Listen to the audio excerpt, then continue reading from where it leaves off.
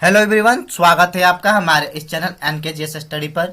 इस वीडियो में मैं आपको जून मंथ के पहले सप्ताह के करेंट अफेयर के बारे में बताने वाला हूँ। 15 क्वेश्चन डिस्कस करेंगे जो सबसे ज़्यादा महत्वपूर्ण है।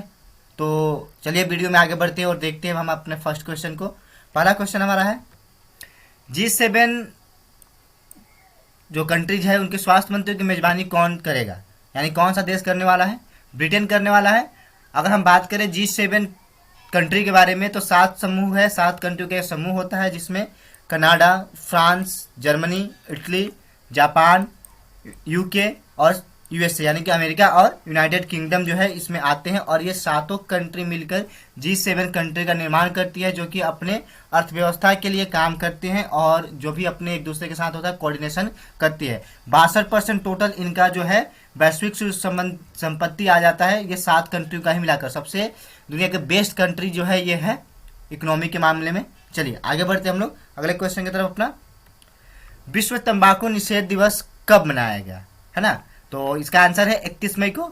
31 मई को जो है हर साल जो है विश्व तंबाकू निषेध दिवस मनाया जाता है जिसमें धूम्रपान की हानियों के बारे में बताया जाता है, जागरूक किया जाता है और लोगों को प्रोत्साहित किया जाता है कि वो धूम्रपान न करें। अगर बात करें इस बार के थीम के बारे में तो इस बार का जो थीम था वो commit to quit tobacco to be a winner है ना, ये थीम था इसका। और अगर हम बात करें WHO के डेटा के अकॉर्डिंग तो वो देखिए यहाँ पे 8 मिलियन से ज़्यादा डेथ जो है हर साल तंबाकू के सेवन के कारण होता है। तो इसीलिए बहुत ही चिंताजनक बात है और इस मुहिम के द्वारा लोगों को प्रोत्साहित किया जाता है कि वो तंबाकू के सेवन को बंद करें। अगले क्वेश्चन की तरफ हम बढ़ते हैं। अगला क्वेश्चन हमारा है, माउंट एवरेस्ट पर चढ़ने वाले पहले नेत्रहीन एशियाई व्यक्ति। यहाँ पे ध्यान दीजिएगा, नेत्रहीन एशियाई व्यक्ति पर, यानी कि एशिया का पहला ऐसा कौन सा नेत्रहीन ब्लाइंड पर्सन है जिसने माउंट एवरेस्ट पर चढ़ने का रिकॉर्ड बना लिया है? तो वो है चाइना के झोंग हॉन्ग।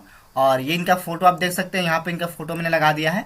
और ये ऐसे व्यक्ति हैं जो कि ब्लाइंड होते हुए भी माउंट एवरेस्ट जैसे ऊंचे हाईएस्ट पीक पर इन्होंने जो है चढ़कर फतह हासिल की है। और ये दुनिया के तीसरे पर्सन बन चुके हैं ब्लाइंड के मामले में, है ना। और इन्होंने 24 मई को जो है अपना अभियान सफल किया और उसके बाद काठमांडू जो है वो सफलतापूर्वक सही रूप से वापस भी आ गए। ठीक है, चलिए आगे बढ़ते हम लोग। अगला क्वेश्चन है कि माउंट निरोगा ज्वालामुखी जो है वो विस्फोट कहाँ पर हुआ है? देखिए एक ज्वालामुखी है, या इसका आंसर जो है कांगो गणराज्य होगा। और मैं ज्वालामुखी का आपको फोटो दिखाता हूँ, ये है वो ज्वालामुखी जिसमें हाल में ही विस्फोट हुआ है। और इतने सुंदर दृश्य में आप देख सकते हैं कि विस्फोट होने के बाद ये कैसा नज़ारा आपको दिख रहा है। और अगर हम बात करें कांगो गणराज्य की तो ये जो है एक सेंट्रल अफ्रीका देश है, यानी कि सेंट्रल अफ्रीका में आता है ये देश। और यहाँ पे देखिए 1 मिनट, राजधानी जो है इसकी किसाका है, क्षेत्रफल इसका इतना है। और यहाँ की मुद्रा जो है कांगो फ्रैंक है। और ये क्षेत्रफल के मामले में अफ्रीका का तीसरा सबसे बड़ा देश है। जिस तरह से एशिया का सबसे बड़ा देश होता है उसी तरह से अफ्रीका महाद्वीप का जो है तीसरा सबसे बड़ा देश कौन सा है? तो यह है कांगो है। ठीक है, यहाँ पे आप देख सकते हैं, मैंने मैप में बताया है, यहाँ पे इसका लोकेशन है।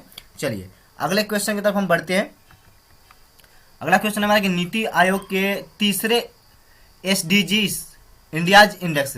SDGs का मतलब होता है सस्टेनेबल डेवलपमेंट गोल्स, यानी सतत विकास लक्ष्य जो है उसका जो रैंकिंग निकाला गया है 2020-21 में, उसमें कौन सा राज्य जो है वो शीर्ष पर रहा है? तो अगर हम बात करें इस इंडेक्स में तो इस इंडेक्स पर केरल जो है वो टॉप स्थान पर रहा है। और इसके साथ ही साथ अगर हम बात करें तो केरल के साथ तमिलनाडु, हिमाचल प्रदेश जो है इन्होंने भी भारतीय राज्यों में जगह बनाई है टॉप 3 में। और उसके बाद अगर हम बात करें सबसे खराब प्रदर्शन की तो बिहार, झारखंड और असम जो है उनको सबसे अंतिम पायदान मिला है इस रैंकिंग में।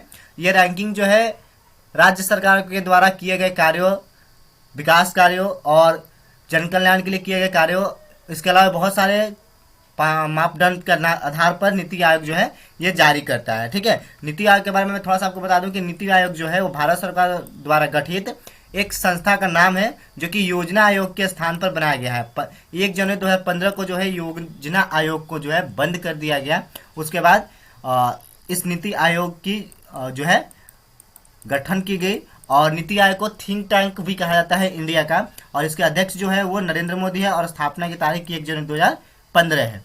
अगर हम बात करें कि जो केंद्र शासित प्रदेश है उसमें से इस इंडेक्स में जो है किस स्टेट ने टॉप किया है तो चंडीगढ़, दिल्ली और लक्षद्वीप। ठीक है, चलिए अगले क्वेश्चन की तरफ हम बढ़ते हैं। अगला क्वेश्चन है कि एशियाई मुक्केबाजी चैंपियनशिप में मैरी कॉम ने कौन सा पदक जीता है। तो यहाँ पे दो क्वेश्चन आ गया, ये आ सकता है कि किसने जीता है, तो मैरी कॉम ने। कौन सा पदक जीता है, तो रजत पदक जो है इन्होंने जीता है। मैरी कॉम, इनको आप पहचानते होंगे, जानते हैं इनके बारे में, इन्होंने भारत का बहुत ही नाम ऊंचा किया है। और अगर हम बात करें तो इनका पूरा नाम है मैंगते चेंग्रेई यंग मैरी कॉम के नाम से इन्हें जाना जाता है। और ये मणिपुर के निवासी है। इन्होंने 8 बार विश्व मुक्केबाजी है ना उसमें विजेता रह चुकी है। 2012 में लंदन ओलंपिक में इन्होंने जो है कांस्य पदक जीता था। इनके जन्म तारीख की बात करें तो 1 मार्च 1983 को जो इनका जन्म हुआ था। और इनके पति का नाम ये है। और इनको कौन कौन सा पुरस्कार दिया जा चुका है, तो राजीव गांधी खेल रत्न पुरस्कार, पद्म भूषण और इसके अलावा अन्य पुरस्कार भी इनको सम्मानित किए गए हैं। चलिए अगले क्वेश्चन की तरफ हम बढ़ते हैं। अब अगला क्वेश्चन हमारा संविधान सभा के अंतिम जीवित व्यक्ति का निधन हुआ है। यानी जो संविधान सभा गठित की गई थी भारतीय संविधान बनाने के लिए, उसमें से जो उनके सदस्य थे जो अंतिम रूप से बचे हुए थे, जीवित थे, उनका निधन हो गया है। तो उनका नाम क्या है, नाम पूछा गया यहाँ पर। तो नाम की बात करें तो नाम जो है उनका TM कालियान है। यहाँ पे ये फोटो देख सकते हैं, TM कालियान यही जो है एक अंतिम मात्र जीवित सदस्य बचे हुए थे, जिनका निधन जो है 28 मई 2021 को हो गया। और इनका जन्म जो है 10 जनवरी 1921 को हुआ था। और इन्होंने जो है भारतीय राष्ट्रीय कांग्रेस दल से ये संबंधित थे। इनके बारे में थोड़ा सा और डिटेल हम देख लेते हैं।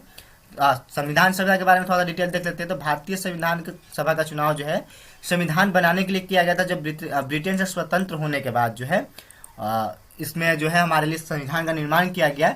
लेकिन 1895 के से ही इस संविधान सभा के गठन की मांग जो है भारत के द्वारा की जा रही थी। और अंतिम बार जो है 1938 में नेहरू जी ने संविधान सभा बनाने का निर्णय लिया था। 6 दिसंबर 1946 को ये संविधान सभा गठित हुई थी। उसके बाद ही जो है भारत छोड़ो आंदोलन के बाद ही जो है ये सभी चीज़ें घटनाएं आती है और भारत को स्वतंत्रता मिलती है। उसके बाद संविधान सभा का गठन होता है और फिर हमारे लिए संविधान बनकर तैयार किया जाता है। चलिए आगे बढ़ते अगले क्वेश्चन की तरफ। ICC महिला T20 रैंकिंग में कौन शीर्ष पर रही हैं, तो वो भारतीय है शेफाली वर्मा। और यहाँ पे इनको देख सकते हैं आप, ये शेफाली वर्मा है जिनकी ICC महिला T20 रैंकिंग में एक स्थान पर रही हैं। इनके बारे में अगर हम बात करें तो ये जो है 30 साल के रिकॉर्ड को भी इन्होंने तोड़ दिया, सचिन तेंदुलकर के रिकॉर्ड को।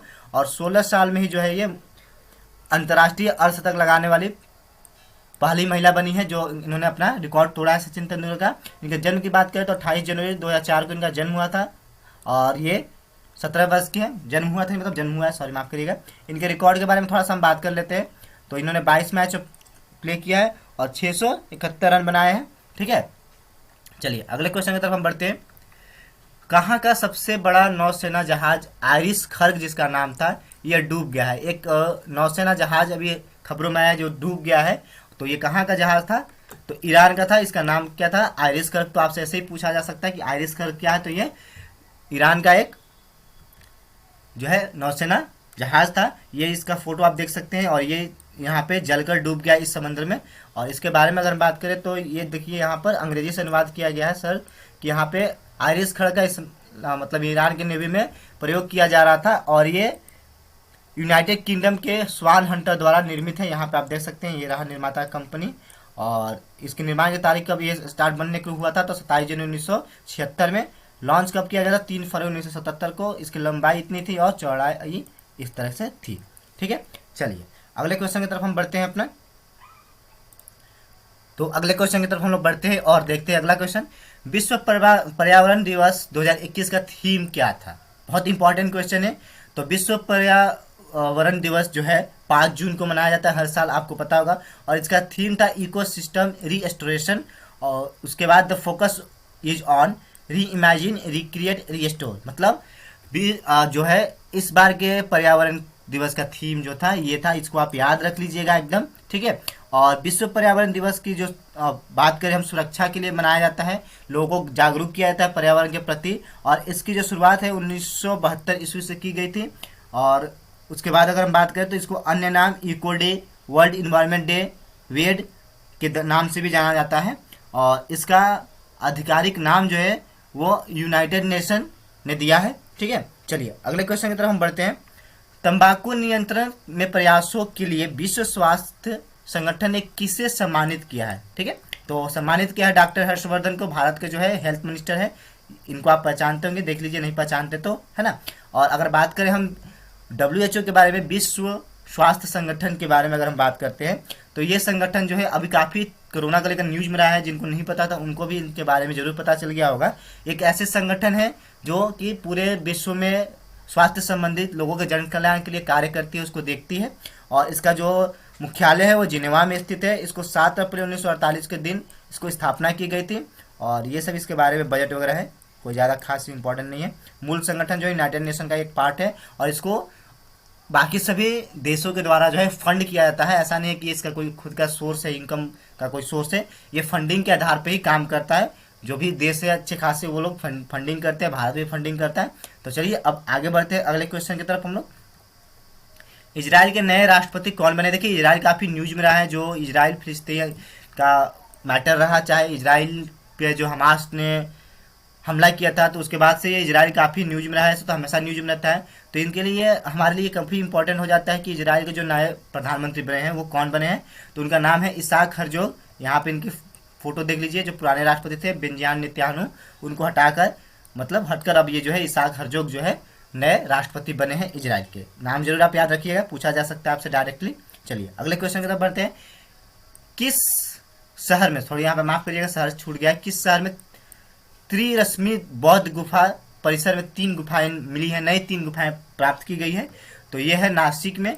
और मैं आपको यहाँ पे फोटो दिखा दूँ। तो इस गुफा में बौद्ध के 3 और गुफाओं को ढूंढा गया है। ठीक है, यहाँ पे शहर छूट गया। क्वेश्चन आपसे पूछा जा सकता है कि त्रिरश्मि बौद्ध गुफा कहाँ पर है? तो नासिक में है। और यहाँ से भी 3 नए गुफाओं को भी ढूंढा गया है। अगला क्वेश्चन हम देखते हैं कि किस राज्य ने 30 करोड़ पौधे लगाने का लक्ष्य निर्धारित किया है? तो इसका आंसर है उत्तर प्रदेश ने जो है 30 करोड़ पौधे लगाने का लक्ष्य जो है निर्धारित किया है। अगले क्वेश्चन की हम तरफ बढ़ते हैं कि हाल ही में चर्चा में रहा इंडिमिनसर, ठीक है, इंडिमिनस, माफ करिएगा, है ना, जयंती। यहाँ पे शॉर्ट नेम जो है जयंती रख दिया गया, क्योंकि जो नाम न्यूज में है जयंती के नाम से काफ़ी फेमस हुआ है। क्या है? तो ये जो है एक झिंगुर की नई प्रजाति जो है ढूंढी गई है छत्तीसगढ़ में, है ना। तो वहाँ पे इसका नाम जो है, नामकरण, यहाँ पे पहले झिंगुर को देख लीजिए। ये नई प्रजाति को ढूंढा गया है ना। जयंती इसका नाम रखा गया है। किसके नाम पे रखा गया है? तो देखिए, छत्तीसगढ़ के कुरा गुफाओं में ये झिंगुर की नई प्रजाति ढूंढी गई है। और इसका नाम जो है देश के प्रमुख गुफा खोजकर्ताओं में से एक प्रोफेसर जयंत विश्वास के नाम पर रखा गया है। तो जयंती नाम रखा गया है। नाम ध्यान रखिएगा आप लोग कि जयंती क्या है, तो एक झिंगुर की नई प्रजाति है। चलिए, तो फिलहाल इस वीडियो में इतना ही। आशा करता हूँ कि आपको समझ में आया होगा, है ना। तो वीडियो अगर अच्छा लगे तो वीडियो को लाइक करिएगा और चैनल पर नया है तो चैनल को जरूर सब्सक्राइब कर लीजिएगा। वीडियो कैसा लगा इसका फीडबैक आप कमेंट में मुझे जरूर दे सकते हैं। तो चलिए मिलते हैं तब तक अगले वीडियो में, अगले करंट अफेयर के सेशन में हम लोग मिलेंगे। इस वीडियो में इतना ही, धन्यवाद।